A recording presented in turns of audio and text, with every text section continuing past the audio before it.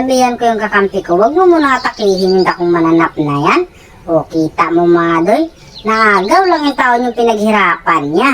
Tapos sinabihan pa siya ng Balmon dito na Lord pa. O diba, sakit kaayo. Nihilak na yung taon to siya kadyot atong higayuna. Bulason talaga tong Balmon na to mga doy, kaya kailangan makahiganti tayo dyan. Dito hindi ko siya na-stand, pero kay Dora na-stand siya ay. Kaya sa tubig, ilista na yan pag mga ganyan mga doy. Itaas kinagtumoy. Tapos sinabihan ko yung core dito na sige ito, atakihin na natin yung mananap na to kasi sureball na to, atin na to, wala nang pwedeng makaagaw dyan. Kaso dumating man hinuan yung oranggutan na to, daghan rabugo kayo siya mga doy, kaya murag yung tunok sakpan lagi. Nakuha giniya yung tawon to.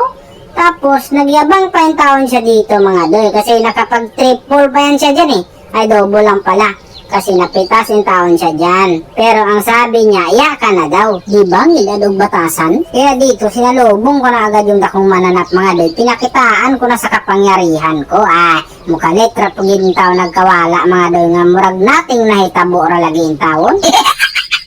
Dahil bigla lang yung taon nawala yung dakong mananap nila.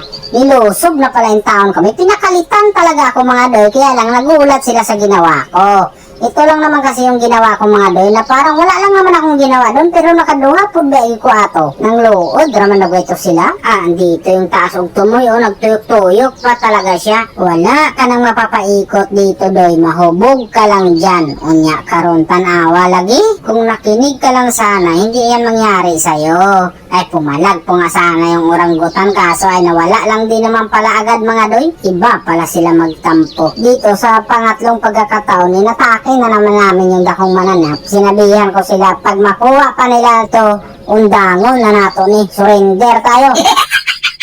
Dito nagpanggap akong tank dito mga doy kasi ay siyempre kargado tayo kumpleto lahat yan. Kaya hindi tayo matakot na tayo mauna dyan. Sos Mariosep naunsa man tong oranggutan na lain ramday na ultimita na ako ato mga doy.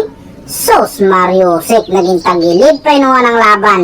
Buti na lang talaga yung flicker ko naka-ready talaga yan mga doy. Hindi rin na dahil dito naniid muna ako sa tanglad kaya nagtago ako mga doy kasi yung lilac punteriya ko talaga yan kasi hindi nila kayang pigilan Ako lang makagagawa niyan mga doy. Alam niyo na kung bakit? Agoy doy. Nasakpan maninuan pod ko. Sayop man yata yung ginawa ko. Dito ako muna nagsusun out para makita kung sino yung lalapit kasi inatak na naman namin yung dakong mananap dito Kaso pumalag minons dirot, agoy. Kaya umikot ako dito sa tagiliran mga doy kasi para makapagpwisto tayo. Hindi pwedeng sumipya tayo dito sa igaryon na to kasi gahi na kayo ng mananap na yan.